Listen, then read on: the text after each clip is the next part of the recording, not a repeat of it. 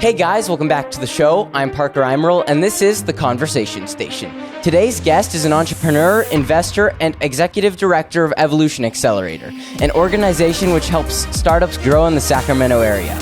He is also managing partner at Evolution Ventures, a venture capital fund investing in early-stage companies, and a member of the Sacramento Angels, a group supporting local entrepreneurs.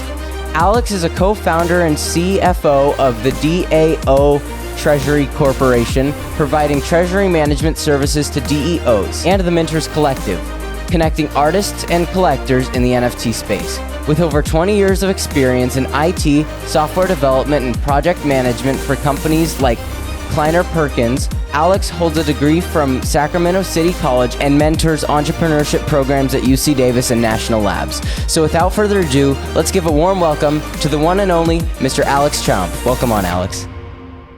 Hi, Parker. Thank you. It's an honor to be here. I appreciate you inviting me. Yeah, of course. Why don't you just give the audience a bit of an overview? Who is Alex? How has he become who he is today? What has this journey been like? Well, let's see. I am first and foremost a father of 5 and a devoted husband. Been married for the better part of 30 years now. And my wife and I met back in the 90s, and we had our kids here in the Sacramento region. And as you mentioned, I've had a long journey. Along the way, I've done a number of things. I've been an entrepreneur throughout my life. I come from an entrepreneurial family. I've had the pleasure of serving as the director of technology for the world's largest venture capital firm at the height of the dot-com boom, as well as several of their financing partners and, let's just say affiliated network of investors. Some years ago, I got into business for myself. I started raising money for companies that I was interested in. And that's turned out pretty well. I seem to have a knack for fintech. I definitely lean technology without a doubt. And along the way, I've also become an investor. So as Sahil Khosla would say, I'm an investor operator today. I'm co-founder of several companies on the front edge of innovation. And usually I'm the one guarding the spreadsheets. That's kind of my job. That's awesome. I mean, I know I met you when you were doing something for Comstocks, and it's really cool just to hear and talk to you, because you've done so much and learned a lot. So it's really exciting. It's one of my favorite things, getting to talk to guests from different areas, different expertise. I mean, I just had a guy on who's a podcaster who got to talk to Shaq a month back, and now I get to talk to you, who's raised money for a bunch of different businesses and just constantly providing value. So my question for you is, over these years of experience, what patterns have you noticed amongst successful people, because you've gotten to work with so many of them? That's a really good question. Let me start by saying the whole thing is a learning journey. So if you're going to be an entrepreneur, you need to be dedicated to the prospect of learning. And learning means making a lot of mistakes along the way. So, if you haven't made a mistake before breakfast, you might not be trying hard enough. And I think that the first thing that sticks out for me is a willingness to take risks, a willingness to put yourself out there, a willingness to make yourself vulnerable, to get in the ring and take a swing. I heard somebody put it very well the other day, and I'll paraphrase when I say I'm much less interested in your opinion if you haven't been in the ring taking a swing. So, get out there, take some risks. That's probably the first thing that defines successful people. Right alongside of that, I'm going to say there are a couple of guiding lights. I think one really important guiding light is to have something outside of yourself, something beyond yourself to serve, something that's bigger than you. Because, when the nights are dark and morning is far away, and that does happen to all of us, it helps to know that you're in the service of something bigger than yourself. So having a guiding light, having a reason for what you do, I think is really important. Knowing your why is very important. I think committing yourself to lifelong learning, being an absorber of information. I read a great deal. I listen a lot more than I talk. And understanding that the universe of things that you don't know is so much bigger than the universe of things that you will ever know. And keeping that forefront in your mind as you work, I think, is really important. There are a number of other skills that you've probably heard about, like team building and working through others and learning to share credit, and understanding that your answer is probably not the optimal answer most of the time, and understanding that leadership is at least as much about choosing between two or more things that appear right than it is about choosing between right and wrong. So these are all principles, I think, that have guided me, that I've learned over the years. I'm sure there's more, but those are things that come to mind. Definitely, and I liked what you said about the lifelong learning, but I really liked what you said about I don't care as much about your opinion if you haven't been in the ring, and I think that's one of the things that we can look at as a society and see that it is important. I think that's kind of universal. If I'm talking to Alex Chompff, who's done all of these things, I'm going to have more respect for his opinion than if I'm talking to someone who's just worked at McDonald's their entire life. But heck, I would probably want to hear their opinion because they've worked up the corporate ladder at a McDonald's. But I'm not gonna talk to them about starting businesses necessarily. And I think that's another thing that you can see in on the education side of things. In our education system, we deal with some of those issues where there are people trying to teach who haven't done it, and it's always an interesting thing to navigate, because you have to still be able to extract lessons from those who may not have done it, who may not be as trustworthy. But I think one of the best ways you can do that is by talking to people who have done it, because then you can recognize patterns. I think that's another skill that I've found, is pattern recognition is very essential. And I guess that just kind of comes along with learning. Yeah, those are all really good points. I've often said that I've scraped my face off, on the road more than once. And when I say getting out there and taking a swing, that means getting swung at. That means taking a punch, right? Knowing how to get up off the mat and dust yourself off and do it again. There's a certain amount of resilience, I think, that's really essential. And I'm always interested in what any human being has to say or to offer. But as far as whether or not I'm going to change my course, or I'm going to modify my approach to a particular problem, that's going to have a lot to do with your actual, real life experience, right? Do you have the scar tissue, or are you just offering me, what you think is some homily or some wisdom that, you read on the side of a coffee mug? I'm really much more interested in real world experience, risk takers. Definitely. I think it is interesting to navigate that area where you are interested in any human's opinion, but you also have to go into it with an understanding that there are other trustworthy sources and other possibly more trustworthy sources.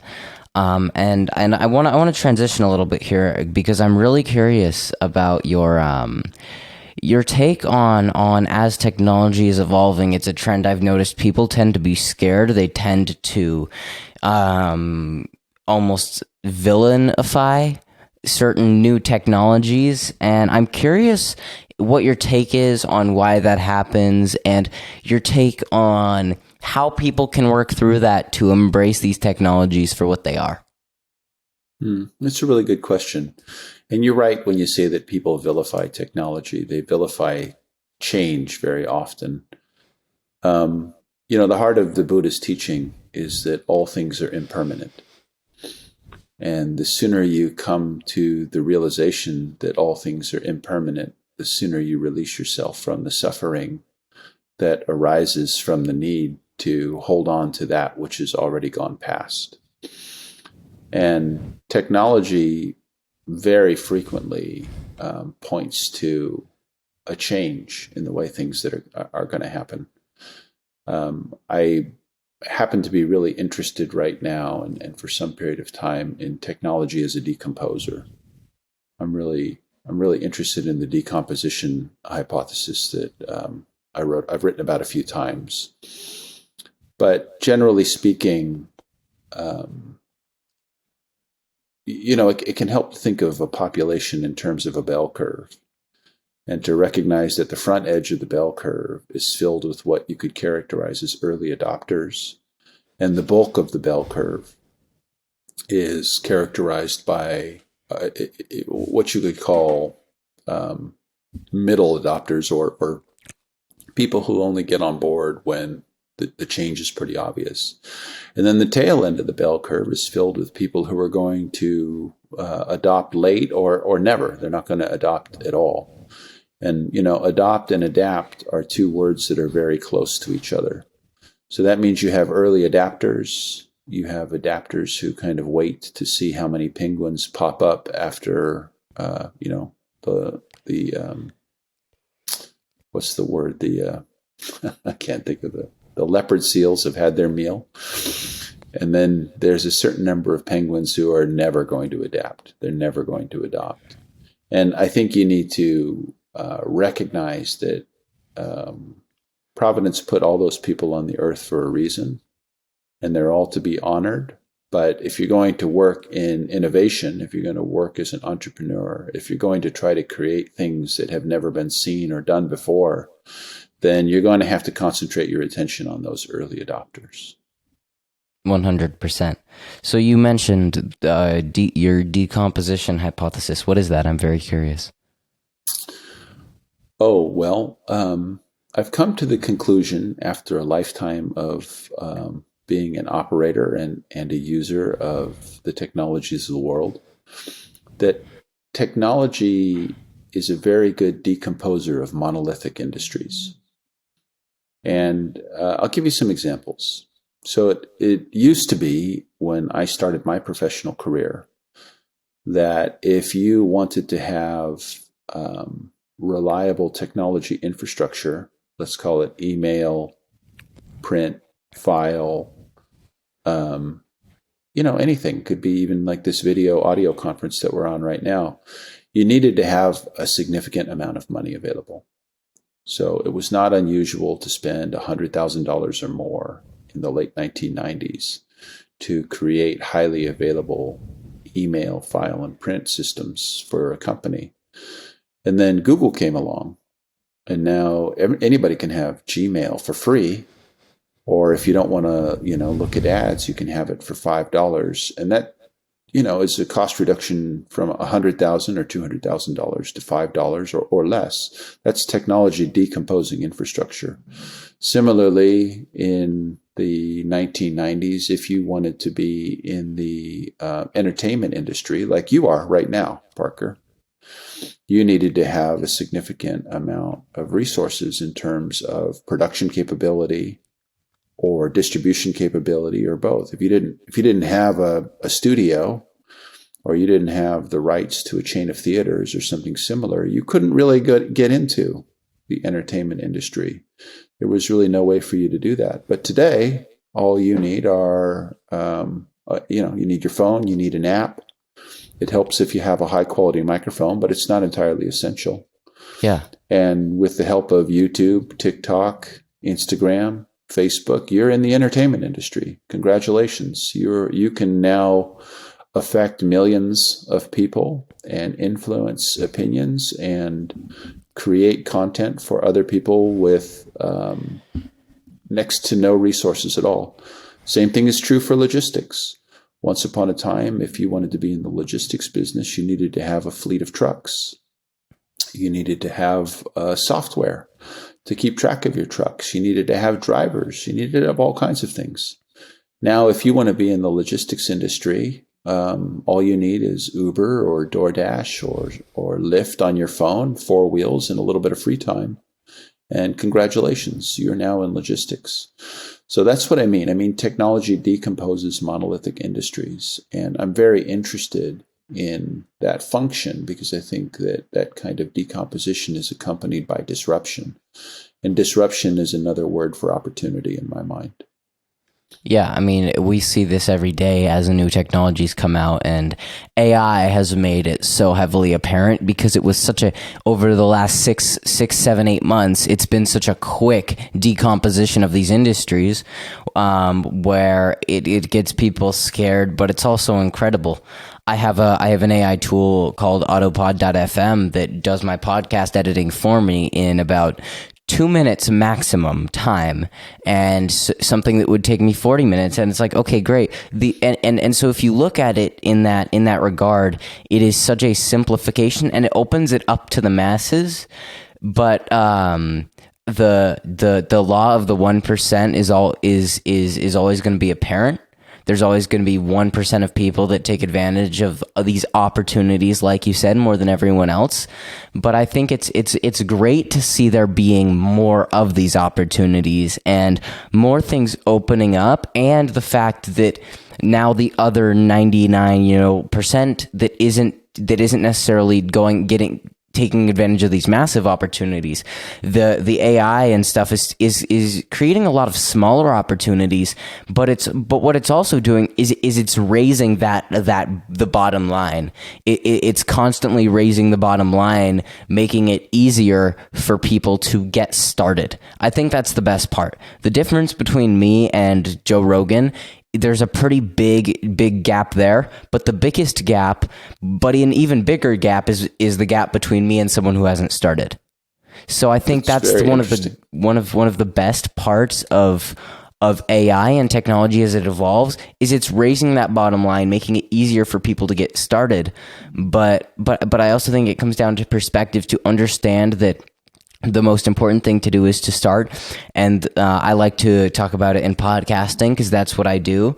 And this is an insane statistic. So 10% of, I believe it's 10% of podcasts go past episode 3. And of that 10% that go past episode 3, only 10% of that 10% go past episode 20. So by doing 21 episodes, you are in the top 1%. And all that is getting started. So that is what I like to tell people is, look, the biggest jump you can make into any industry is to start. It is the biggest jump you will make. Yes, it will be a slow progression from there, but the biggest leap in where you stand percentage-wise of the population, that biggest leap happens when you take action. Yeah, that's a very interesting point. 0 to 1 is much further than 1 to 2, and 2 to 3, and so forth. And I'm glad you mentioned AI. And AI is decomposing a number of industries. It's decomposing the legal industry as we speak. If you're an attorney today, you probably think you're in pretty good shape, kind of like travel agents thought they were in pretty good shape in 1995. And today, there are very few travel agents, in fact. And, you speak about the opportunity to get started. I've been playing with the open AI model since it was publicly released. Me too, yeah. Because I'm a nerd at heart, so I stayed up all night that night playing with it. I did it. I did the same exact thing. It was like 2 days later when I saw someone talk about it, and then I was up till 4 a.m. just like typing things in all night. Yeah. I got my developer key for OpenAI last Friday, and I've been up late every night since, and I've already created a new platform. I call it AI Masters Unleashed. That's my current working name. And what's interesting is it's the AI that named itself. Oh, that's awesome. And I've already created a tax expert, a legal expert, a marketing expert, an angel investing expert, and I'm putting all of these experts into a virtual area. I'm collecting them into a location, and I'm making those experts available to friends right now as a beta test. Oh, that's awesome. And Yeah, I'm having a tremendous amount of fun, and I'm really looking forward to seeing how far I can push it. I've already thought of about 10 more experts that I want to create and put into my master's program. And then I want to give regular everyday people an opportunity, entrepreneurs, investors, anybody who's interested, anybody who's in that early adopter curve. I want to give them access to this universe of experts so that they can, go faster and save money and build more and create more. I'm a builder at heart, and I want to build with people. So yeah, so AI is decomposing a lot of what we would think of as knowledge work right now, just like blockchain for the last decade or so has been decomposing the monolithic banking industry. So there's a lot of opportunities to further disrupt things out there. Just take a look at any industry that looks hard to get into and ask yourself how technology can break it down, decompose it, so that individuals like you or like me can get started on a Friday and have a product ready by a Monday. Yeah, I mean, and so when it was publicly released, I started playing with it a couple days later, and I've been using it at least once a week, right, minimum. But some weeks there's where I'm, spending hours using it every day, and I've played around with like the API a little bit. I found a tool that can use the internet. It's still a little rudimentary because it's it's an open source project being developed by like 3 people. But it's really cool to see how these tasks and these things are being created. I think it's really exciting to look at it as a whole. And I still haven't gotten the chance to play with GPT-4, but there's a guy by the name of Mr Grateful on social media. And he was doing a 30-day challenge where he started with he had an AI. He got GPT-4 and he told it, "You are content GPT or something," and he trained it on how to create and write and tell him what to do, the kind of content he wanted. And he did a 30-day challenge to see how much he could grow. He started with 8,000 followers on Instagram. Where do you think he was by day 24? Oh, 1 million, I would guess. He was at 100,000 in 24 days, and his goal was to get to 100,000 in 30 days. Now, the difference is he did get some help where there was an account that specializes in ChatGPT that he accidentally added as a collaborator, and then they collaborated on projects going to future. But it was all organic. He gained 92,000 followers in 24 days, purely organic. So it's insane to see how consistency and knowing your audience, because he told the AI what his audience was. That's the difference. You still have to know, you still have to be niched down. He wouldn't have grown if he was talking about technology as a whole, but his focus was AI. AI is a growing industry. There's a lot of opportunity there. People are always curious. My one video on AI outperformed every other video I've posted. There's a reason for that. These AI tools are huge. I have a video to record later today just talking about a bug that was fixed on an AI tool that I use, because people are curious. And so I think that it opens it up, but still at the end of this day, you still have to take these basic business principles and apply them to whatever you do. You have to niche down a little bit. You've got to know what the result you want. He wanted 100,000 followers in 30 days, and because he knew that, he got there in 24. Yeah, it helps to start with the end in mind.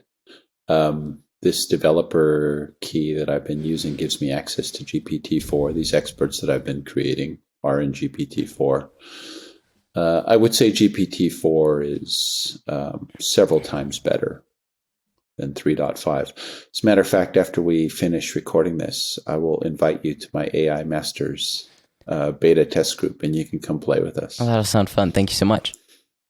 Yeah. It is really cool just to see how these things evolve. But my question is, because there are these really well-known tools, is there something, a tool or a piece of technology you've seen or gotten to play with recently that has you excited, that might not be in your news headlines necessarily? Well, I mean, we've talked about the obvious one, right? That's definitely occupying what's going on. And this AI wave is very interesting. But I'm actually interested in Web3 in general. And Web3, I think, is often misunderstood. And it's a term of art. It's not a legal term, so there's no clear definition. But I was there during Web 1 and Web 2. And, when I think about what's going on today, I'm very interested in, again, to come back to this idea of decomposition.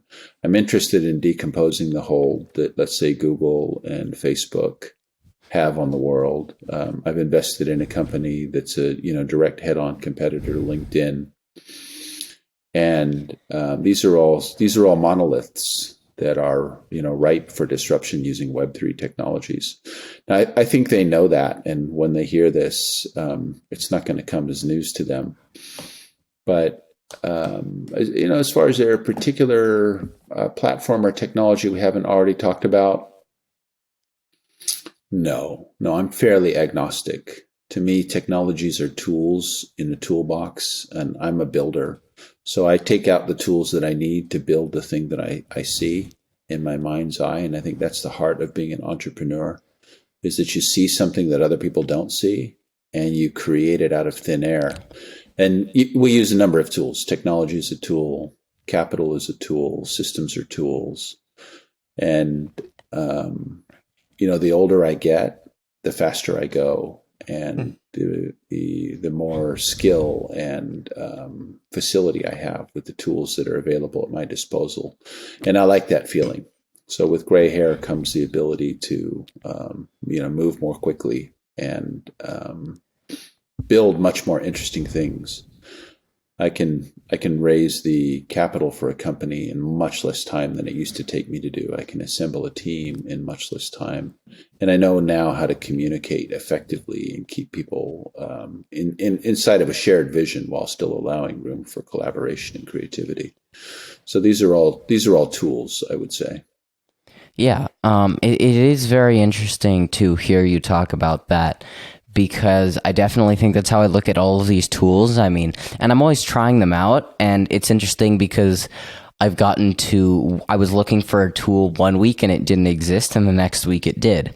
But it is very interesting to talk to someone like you who's definitely abnormal from the large percentage of people in your age range in terms of adapting new technologies. And I think this is a quote that I stole from Rodney, and it's don't glorify the past because you're scared of the future. And I think that's an issue we see a lot, especially in this technological advance we're in, where I think what the fear and vilification that we were talking about earlier stems from people being scared of the future, and then they glorify the past, like, oh, it was better, it was better back then. But I think my question for you is, what is your take on that, and how have you been able to separate yourself from the percentage of the population that is scared of this new technology, and how have you been able to embrace it and take advantage of it? Well, that's a really good question. I should start by stating the relatively obvious, which is that between the past and the future, only one of those will ever remain accessible to me. Right? I'm very likely to experience the future. I'm completely unlikely to experience the past. I'm so unlikely to experience the past as to have a 0% probability of experiencing the past.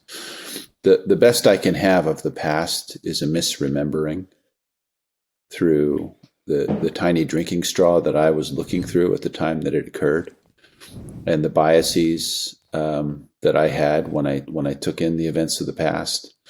The only thing that's actually available to me besides the present moment is the possibility of the future.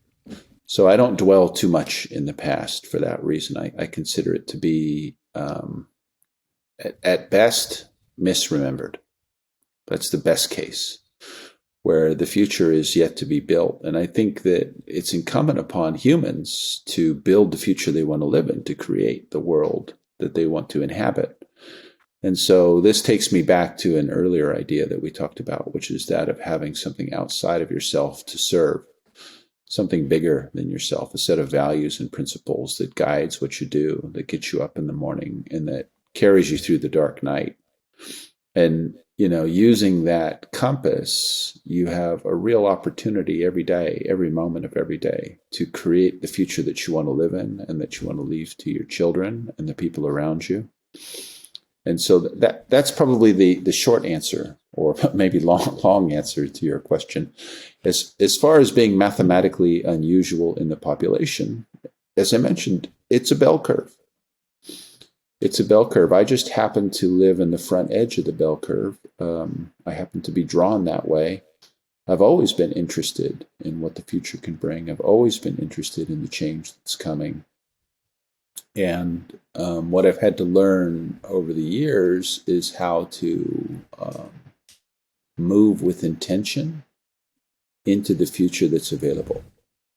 That's a relatively difficult skill to master. That takes a number of years. Yeah, definitely.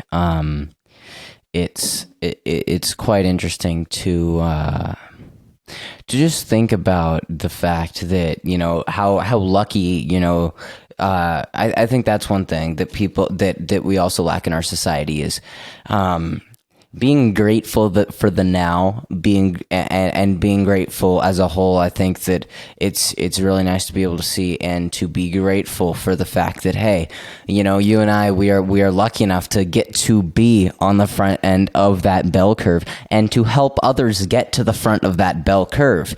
And so I think that if we look at it as a whole, I see an issue where some people don't necessarily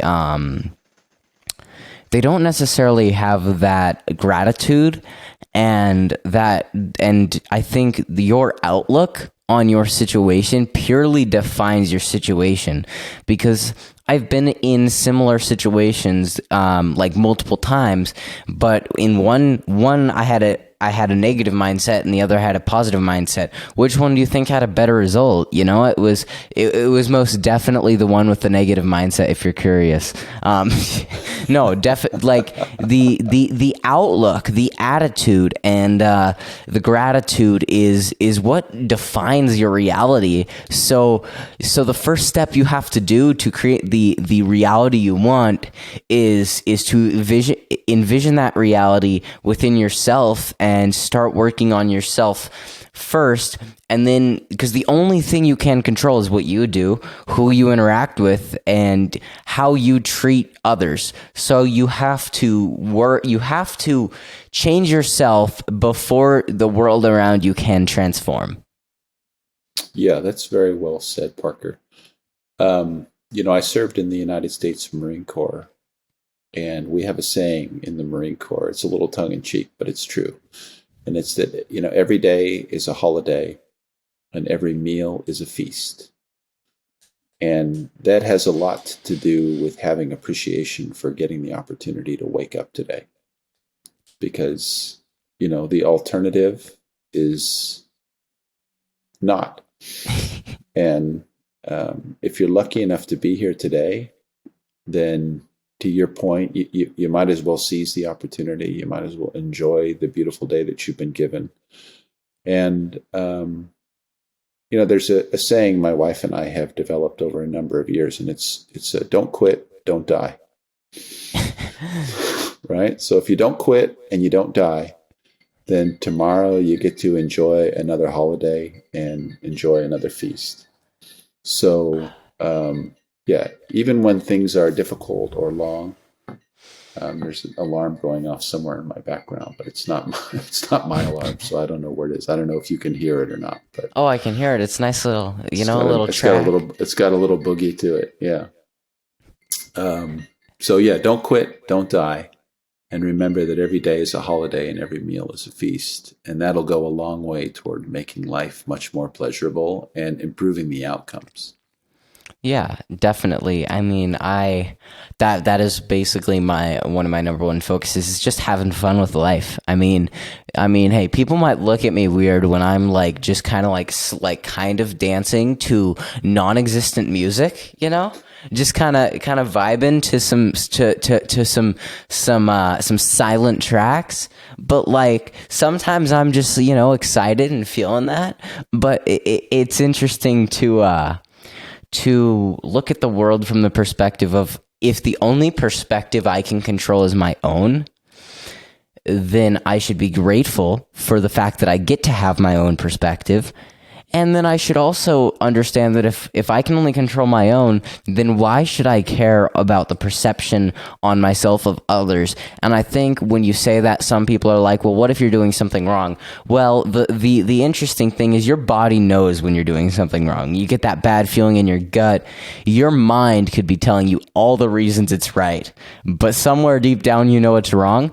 So the opinion you should care about is the opinion, and the only judgment that you should care about and take in is the judgment that you put on yourself. But in order for that to be able to happen, you have to be constantly reevaluating yourself, constantly reevaluating who you are, who you spend your time around, and why you do these things. So it is a balancing act at the end of the day, a balance between not caring about what other people think, but also being able to self-reflect. So it is a very difficult game, but when you master it, you master your attitude and your gratitude. You become really good at rhymes, and then you also you also will see a big improvement to just how you feel on the day to day. Sure.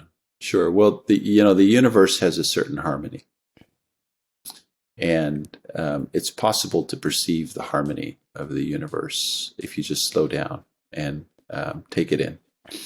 And when you're moving in harmony with the universe, everything is more easy. Is easier. Everything is simpler.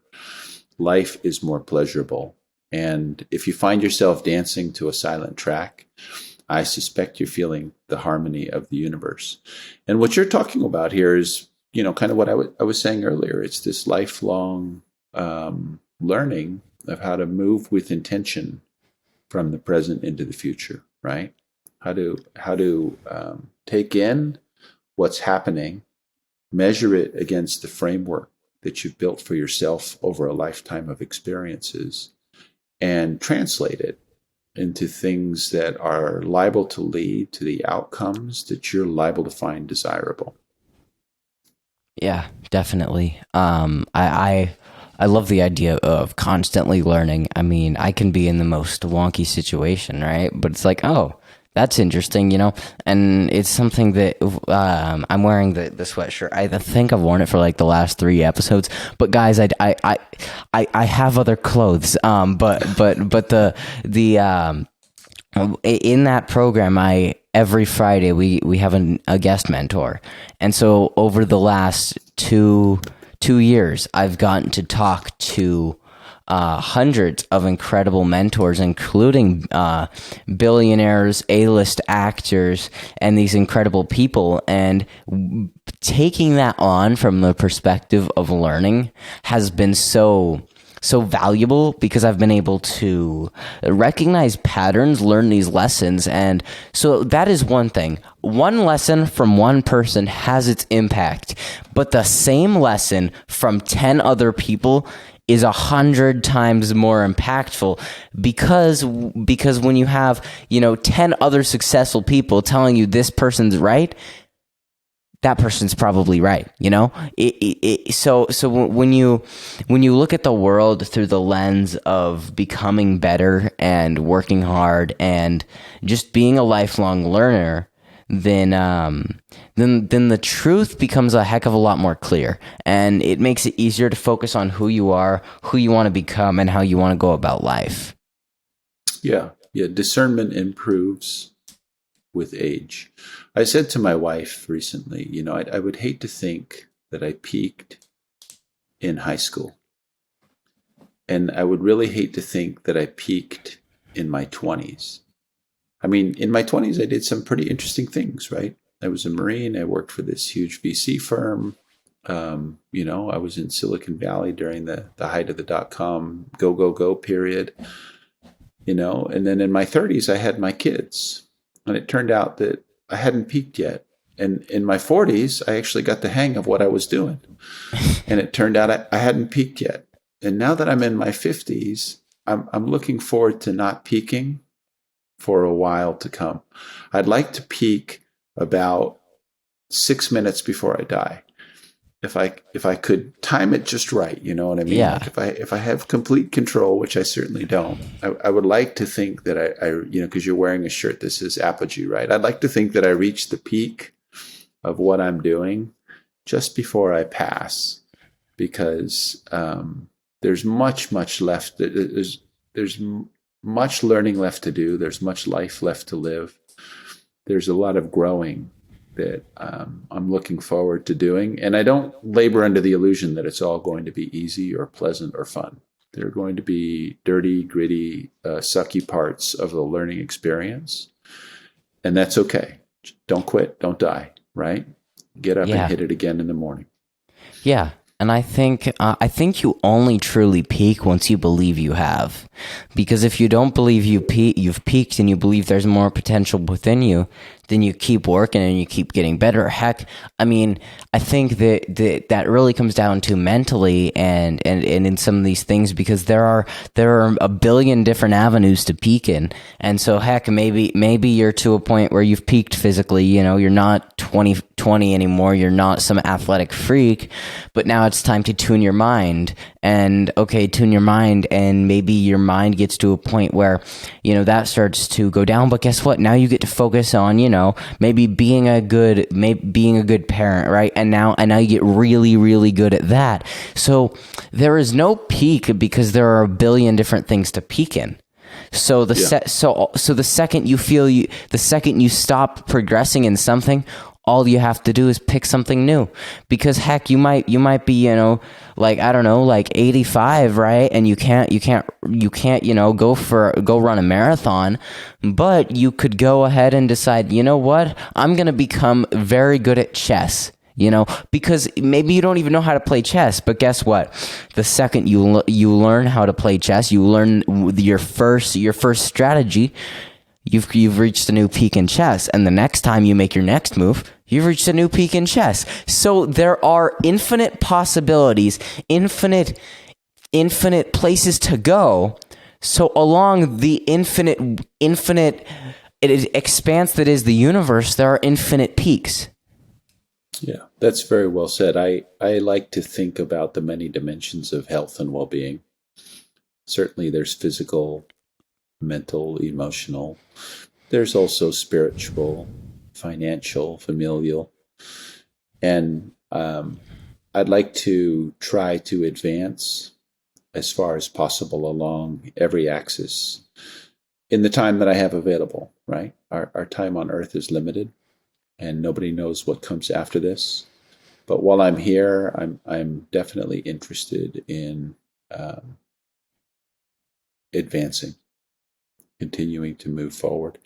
And that's something I talk a lot to entrepreneurs about. I deal with a lot of entrepreneurs who are in the fundraising cycle. I deal with a lot of entrepreneurs who are either just getting started or, what we call the early part of the J curve of growth. And I try to encourage them to remember that there's much, much more to life than work. There are many dimensions to health and well-being. And if you're going to be a good leader, it's important to be a well-rounded individual, because your team needs that from you. Your investors need that from you. Your family needs that from you. The world needs you to be more than, to have more than monomania about something. So there's a time and a place to be driven and focused and only think about your work. That there is a moment for that in everybody's life, just like there's a time and a place to concentrate solely on your spiritual well-being. or your financial well-being or some aspect. But I think the real key to, well, let me put it this way. I've said many times that life is about painting all the way to the edges and sometimes beyond the edges, right? I don't want to leave any white space on the paper when I shuffle off this mortal coil. I want to have experienced everything that I possibly could, and I want to encourage the people around me to have done the same.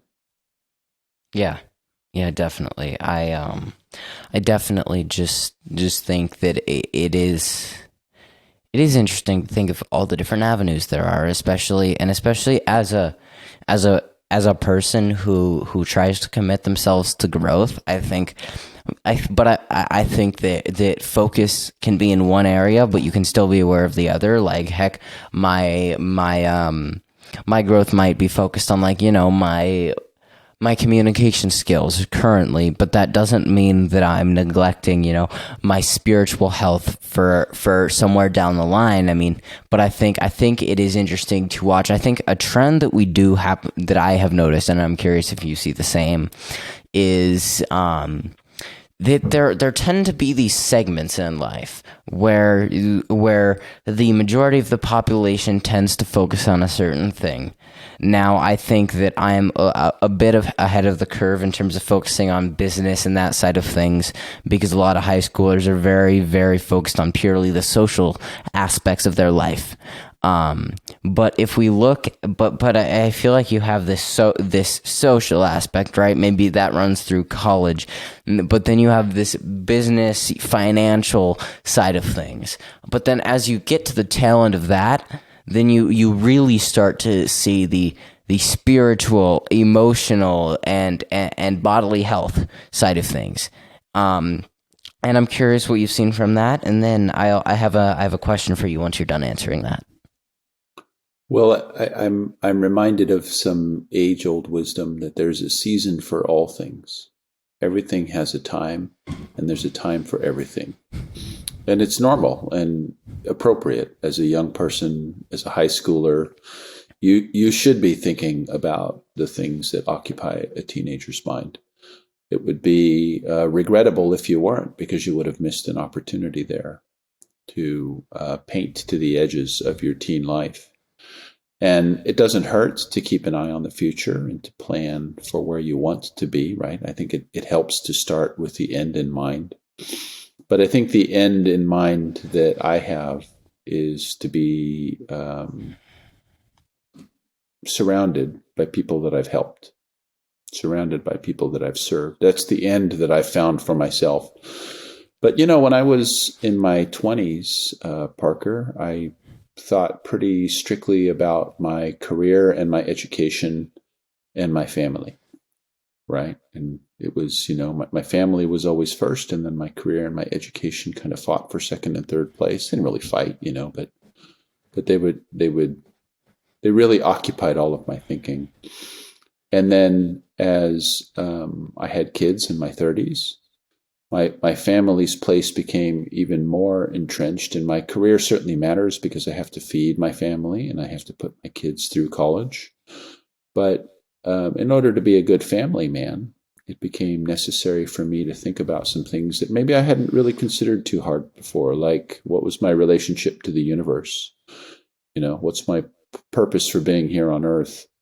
And when I found those answers, when I found those whys, interestingly, they shaped me into a better family man, and they made me a better career man. So I didn't really expect that to happen, but it did. It did. So I think searching for the why in your current time and place is a great way to plan for your future. It's a little bit esoteric, but I hope that's an answer for you. Yeah, that was great. So the question I had in my mind for you is, because you get to work with all of these entrepreneurs, What is is there a skill that amongst them the majority of them need help developing? Is there something that you consistently have to help them on, and what is that? Because I'm curious as to what the weaknesses of this crowd of entrepreneurs entering the market today, what the weaknesses are, and just so that I can help myself and the listeners work on these before they become an issue. That's a really good question. I think it's worth recognizing that entrepreneurs come in all shapes, all colors, all sizes, all flavors. But in general, they do share this common characteristic of, let me decline a phone call here. They do share this common characteristic of wanting to create something out of nothing. I think that's the thing that really defines an entrepreneur, is this ability to envision something that doesn't actually exist yet. And it doesn't have to be a world-beating company. It can just be the restaurant that you've always wanted.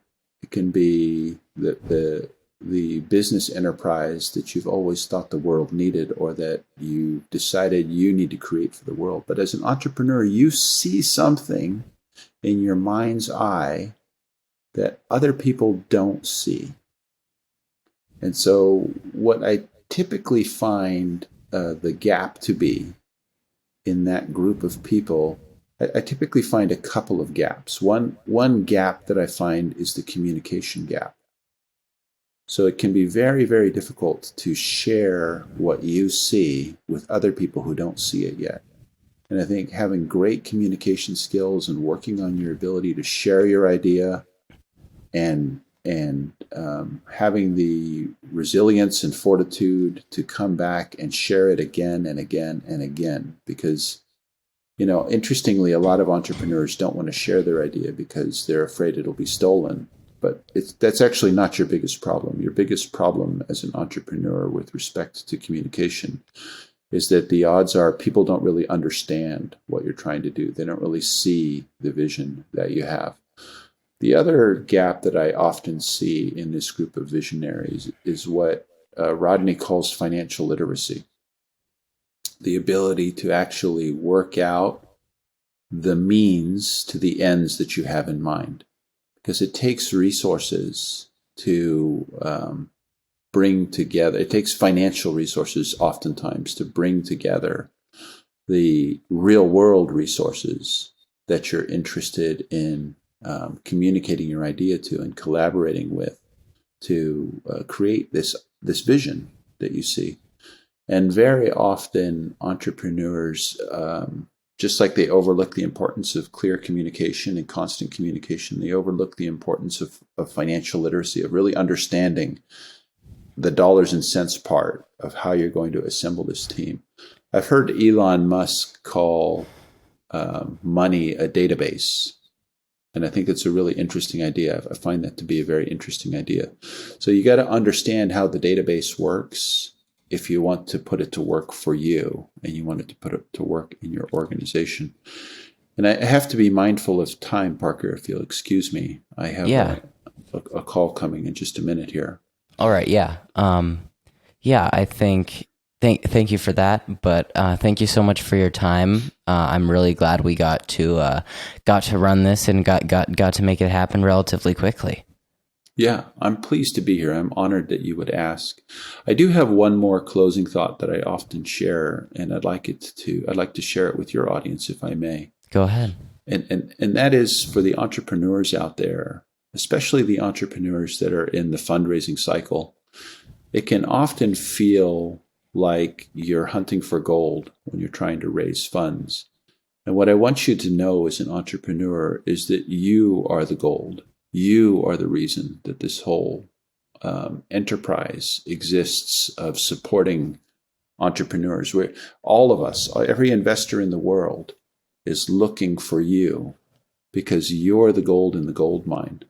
So I want you to keep your spirits up, and I want you to remember that you're what's important out there, and your ideas are what matter and are what are going to change the future and build the world that we want to live in. So keep at it, please. That's a great piece of wisdom. Thank you.